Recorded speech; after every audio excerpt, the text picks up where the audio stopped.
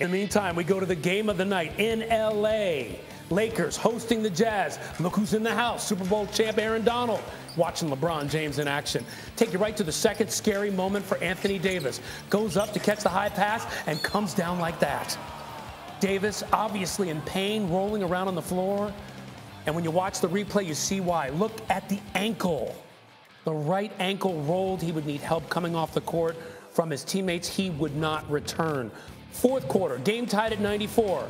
Russ in the paint, dishing off to LeBron for the slam. And Lakers up 2. And then LeBron doing work late with the 3. Staying patient, nailing it right there. 22 seconds left, and the Lakers up 1. LeBron getting all the attention, so gives it to Austin Reeves, who nails the 3. Lakers winners 106-101. LeBron with 33 points. Obviously, sickening to see AD go down in that fashion.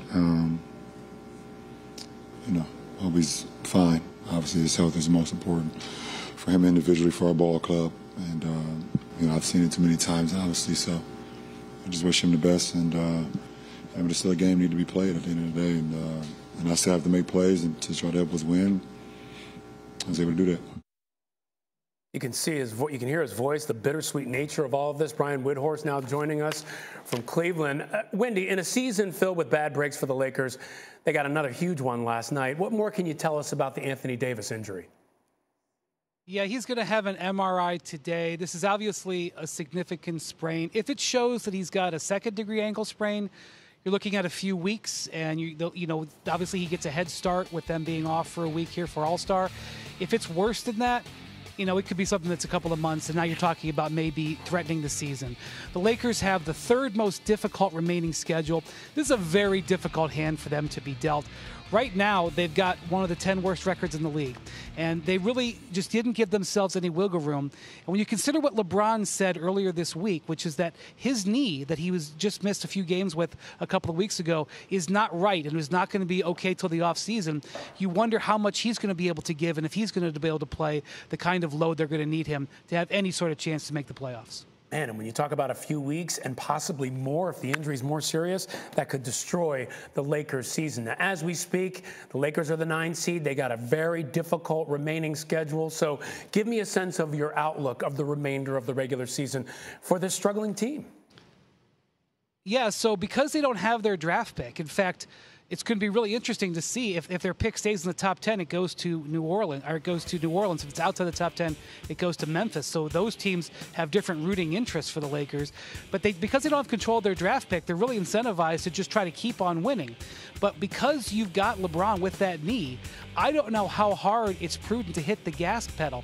And the front office and ownership has already sent a message that they're not really sure about investing in this team. They didn't make a deal at the deadline. So depending on how the next couple of weeks goes and what Anthony Davis's outlook is, it's going to be interesting to see how much they're willing to play LeBron James. That is something that unfortunately is going to become a question, I feel, in the next few weeks.